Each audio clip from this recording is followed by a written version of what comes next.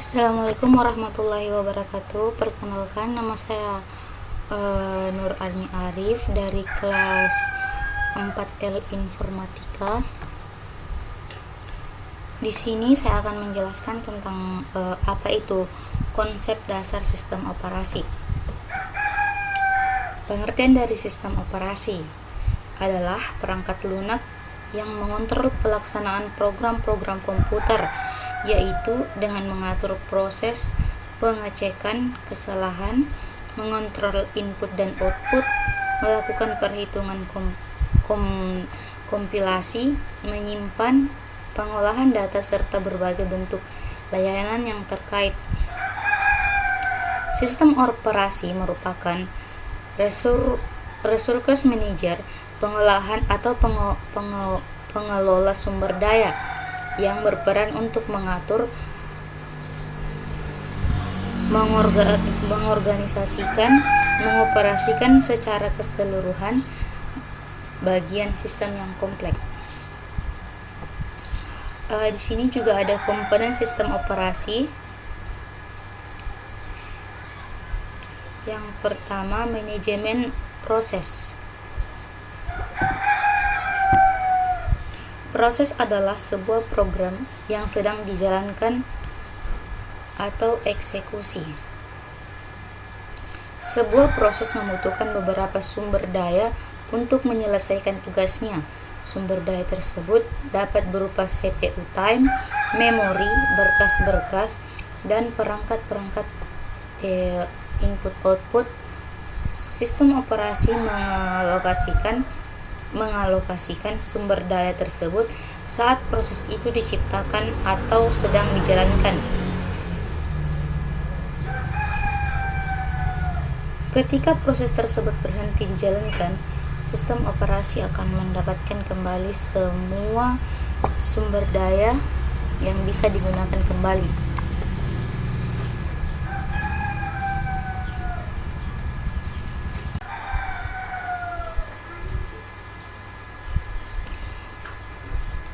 Di sini saya akan lanjutkan materinya. Yang pertama, membuat dan menghapus proses pengguna dan sistem proses. Yang kedua, menunda atau melanjutkan proses. Ketiga, menyediakan mekanisme untuk proses sinkronisasi. Keempat, menyediakan mekanisme untuk proses komunikasi. Dan kelima, menyediakan mekanisme untuk penanganan dialog. Yang kedua, manajemen memori utama. Memori utama atau lebih dikenal sebagai memori adalah sebuah array yang besar dari word atau bit yang ukurannya mencapai ratusan, ribuan, atau bahkan jutaan. Setiap word atau byte mempunyai alamat tersendiri.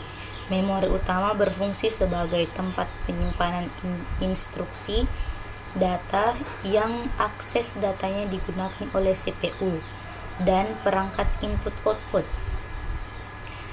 Memori utama termasuk tempat penyimpanan data yang bersifat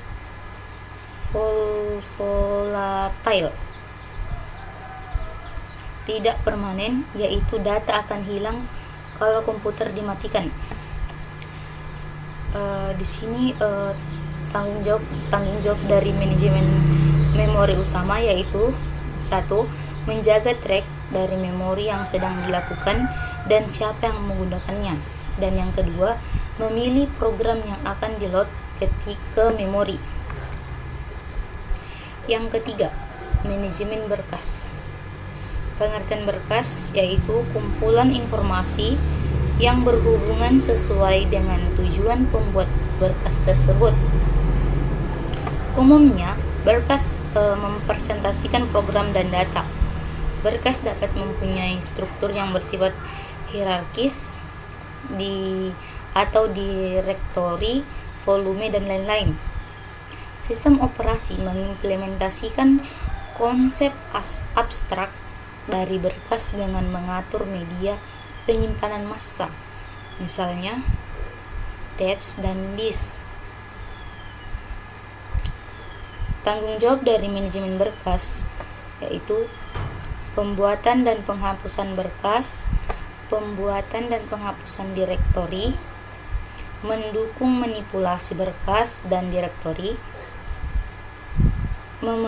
memetakan berkas ke secondary, yang terakhir membackup berkas ke media penyimpanan yang permanen. Yang keempat, manajemen input-output. Sering disebut dengan device manager, yang mana menyediakan device drive yang umum sehingga operasi input-output dapat seragam atau membuka, membaca, menulis, dan menutup. Contohnya adalah pengguna menggunakan operasi yang sama untuk membaca berkas dan perangkat keras. CD-ROM dan floppy disk. Sistem input-output terdiri dari pertama, sistem buffer yang mana menampung sementara data dari atau ke peranti input-output. Spooling yang melakukan penjadwalan pemakaian input-output sistem supaya lebih efisien, antrian, dan sebagainya. Antarmuka device drive yang umumnya menyediakan device drive yang umum sehingga sistem operasi dapat seragam, buka, baca, tulis, dan tutup. Yang terakhir, drivers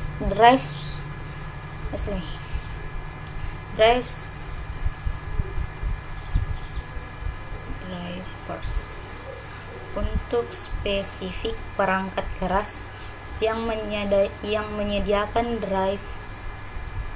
driver untuk melakukan operasi rinci atau detail untuk perangkat keras tertentu. Yang kelima, manajemen penyimpanan sekunder. Penyimpanan sekunder terdiri dari memori utama bersifat sementara dan kapasitasnya terlalu kecil.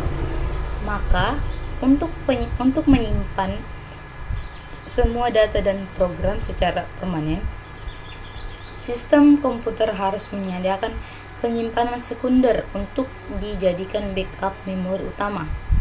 Contoh dari penyimpanan sekunder adalah hard disk dan disket.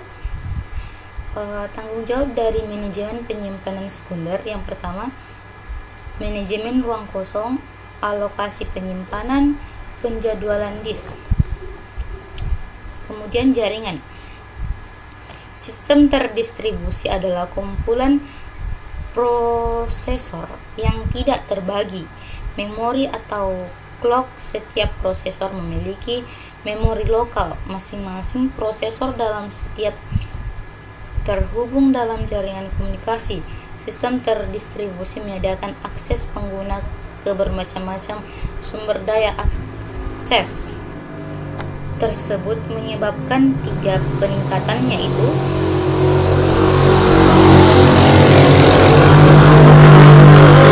peningkatan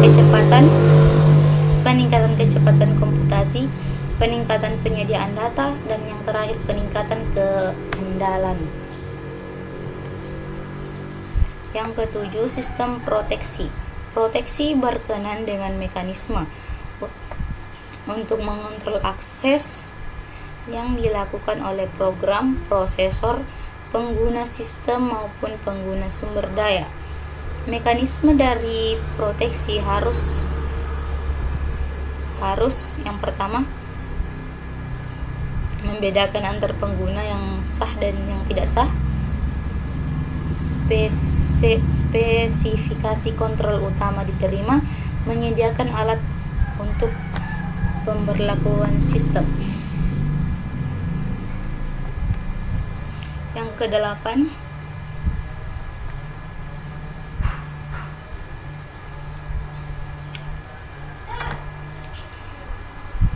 Command Interpreter System, sistem operasi menggunakan instruksi dari pengguna command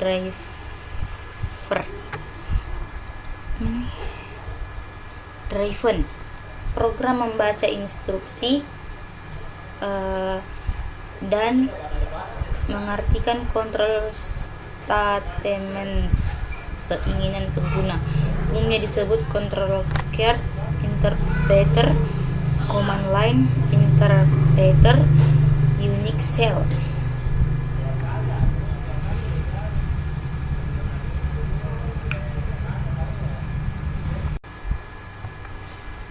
Kemudian di sini ada mesin virtual, yaitu mengambil pendekatan terlapis sebagai kesimpulan logis. Mesin virtual merupakan hardware dan sistem operasi seolah-olah berada pada level yang sama sebagai perangkat keras.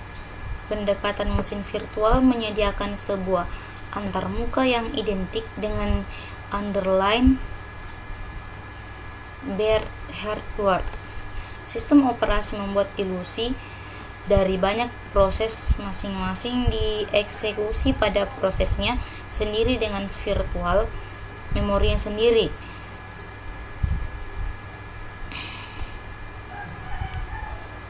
Itulah yang dapat saya sampaikan. Sekian dan terima kasih. Mohon maaf jika ada kesalahan yang saya ucapkan. Wabillahi taufik wal hidayah. Assalamualaikum warahmatullahi wabarakatuh.